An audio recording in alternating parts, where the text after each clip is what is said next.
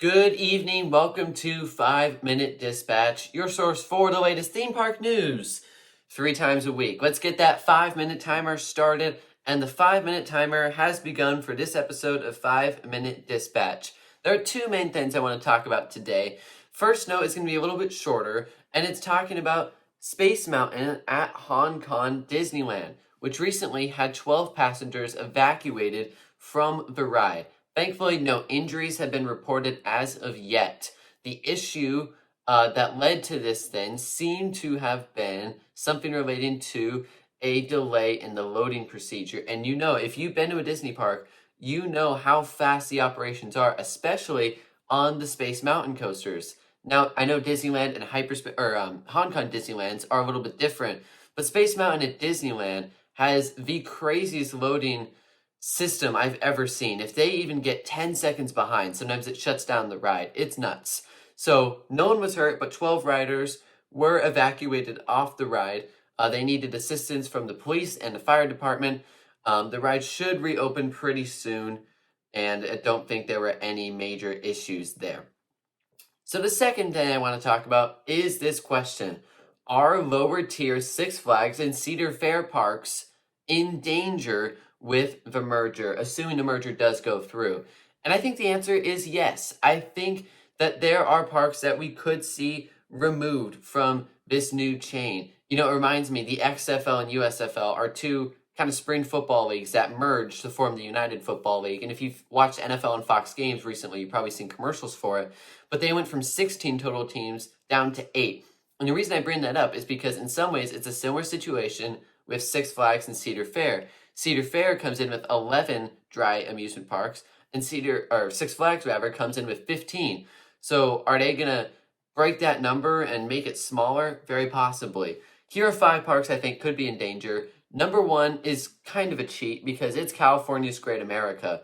We already know that this park is approaching its last couple of years. The land that Great America sits on has been sold to Prologis, and it's our understanding that there is going to be no interest from Prologis to run the park since they're a real estate company based in the Bay Area. Number 2 is Valleyfair. Their last major coaster coming in 2007, their last coaster coming in 2011.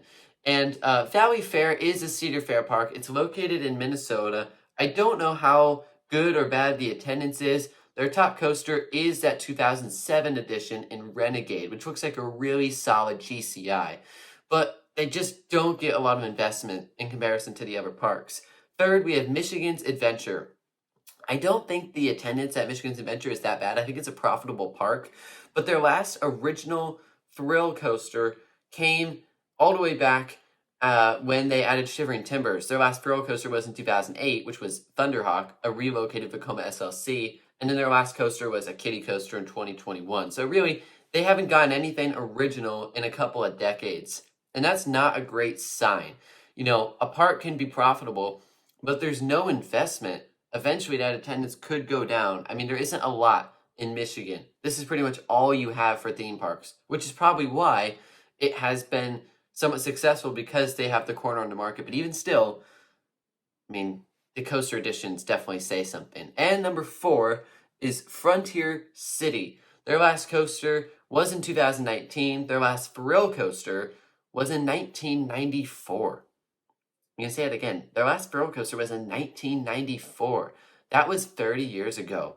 And that should be a red flag. I think, Six Flags hasn't owned that park for that entire period of time, but they own it now, and they still haven't added any sort of thrill coaster.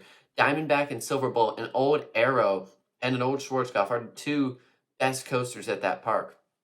And finally, number 5 is Six Flags Darien Lake. Their last thrill coaster came in 2018 with the Gerstlauer creation called Tantrum. And Darien Lake is interesting because Six Flags has sold and then bought back this park, and maybe they'll even sell it again. I think someone will buy it because it's a pretty good-sized park. They've got a good standout coaster in Superman Ride of Steel. But again, like some of the other parks, there just hasn't been as much investment into that property, especially in the coaster department. I haven't heard any rumors that there's going to be a new coaster at Darien Lake. And honestly, I think Darien Lake is, besides Great America, obviously, one of the more likely possibilities for a park that could be removed. But that's just my 2 cents. We're down to the final couple of seconds. That's some discussion on the Six Flags Cedar Fair merger, and that is your episode of 5 Minute Dispatch for February 9th, 2024. Thanks for watching.